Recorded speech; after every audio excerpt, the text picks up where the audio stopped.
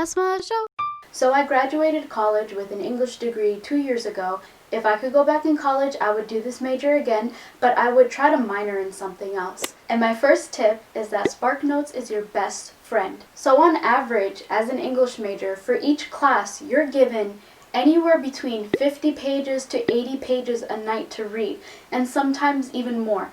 And then after a certain time, I had to choose my sleep or reading all of the 80 pages and coming to class looking like a zombie.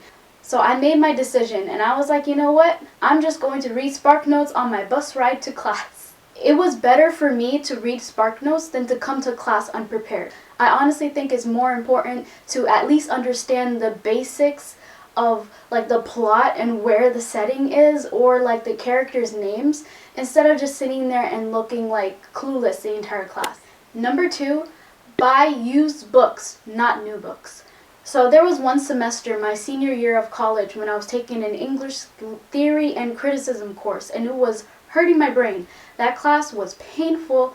I hated every second of it. I loved the professor. She was amazing. But Lord, the reading was hard. But then that year, because I didn't have enough money to buy a new book, I bought a used book, and that changed my life. The person who had the used book underlined all the important sections of the chapter. This person highlighted, underlined, starred, and even paraphrased some sections of like the chapter that didn't make any sense. And then every time I came into class, I looked like a genius because I would raise my hand whenever the professor asked, so what was so important about this section?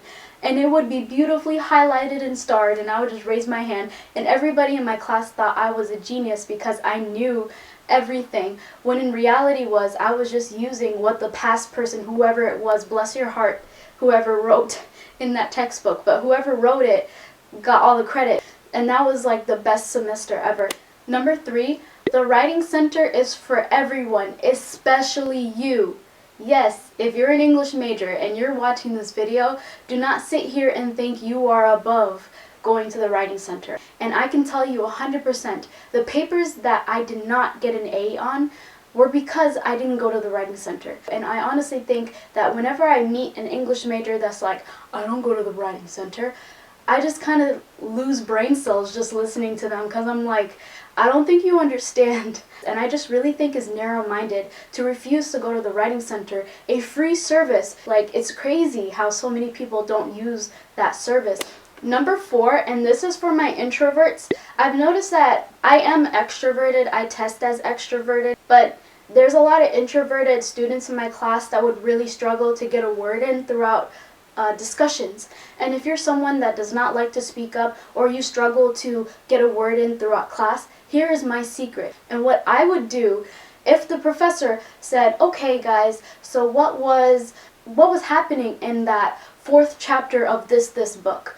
I would raise my hand immediately and just make stuff up, and I'll be like, oh yeah, this character went here and this is what happened, and then I would just zip my mouth and not say a single word for the rest of the class. It was genius. Just say something, anything. Just BS something if you're not sure. And then you will have your participation points, and the professor won't pick on you throughout the class. Number 5, don't tell anyone that you're an English major. I know this sounds really sad and messed up, but I've noticed that there were a lot of strangers, like complete strangers or random people that would come up to me and expect me to edit their 20-page dissertation for free. They would expect me to edit their like 5-page personal statement for free. And the thing is, I like to edit my friends' and family's papers because I want to help them and get them A's. But there were a lot of people that would come up to me and be like, hey, you're that English major girl, aren't you? And they would expect me to edit their papers, and they would not mention any compensation. And that's the thing. I went from saying I'm an English major to being like, I'm a biology major. Yeah, my classes are really hard. And the only biology course I took was general bio, and I didn't even do well in that. But I was going around saying, oh, I'm a biology major. Yeah, I'm taking a bunch of biology courses. Because the second you say that you're an English major to random people, there were a good majority that would remember, oh, this girl is an English major. And then they would show up around finals week and just beg me to write their papers. Number 6, write for others to understand, not to confuse them, and keep your ego in check. There's a lot of English majors I came across, not all of them, that would write to confuse people. Their writing was an obstacle course. When I would read their writing, it would give me a headache. And sometimes, even with a dictionary in tow, I would flip through and translate every word they wrote, and then I'd be like, your sentence makes no sense. Like, you just wrote a bunch of nonsense. And there's a lot of English majors that would feel like they had to overcompensate, or they felt like they have to talk or write a certain way in order to be considered an English major. Number 7, which is kind of similar to number 6 in a way, it's that you're going to be criticized for your writing, and there's always room for improvement. So don't feel like because you got a C in your paper that you're not worthy of being an English major and that your writing is terrible and you should just like quit and major in something else. And the thing is, I've noticed that most English majors, like when we are peer reviewing other people's writing, we always feel like we have to walk on eggshells, and we're too scared to tell people straight up if their writing is good or not. A lot of us would take things personally. You're an English major for a reason, so you can learn how to read and write better. Number 8, you have to learn how to love black coffee, because handcrafted beverages are going to swallow your bank account. So when I was a broke college student, I was pulling a bunch of all-nighters, but I was very fixated on handcrafted beverages. So I would go to Starbucks and Caribou, I would get the frappes, and I would add extra shots of espresso, and it costed a lot of money.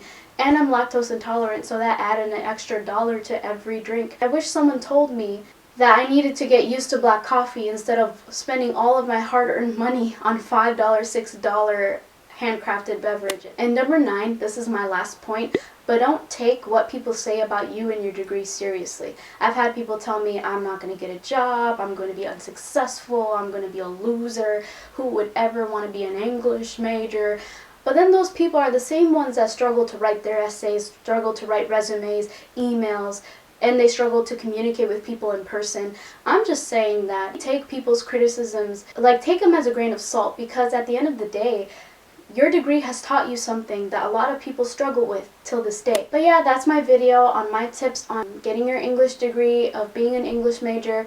If you like this video, give it a thumbs up, and please leave your comments below on your tips and tricks, because of course I kind of skated my way through. I'm gonna be honest, I did not try as hard as I should have doing my English degree. So if you have any tips and tricks, please leave a comment below. Help each other out, okay? But yeah, thank you so much for watching, and I'll catch you in my next video. Bye.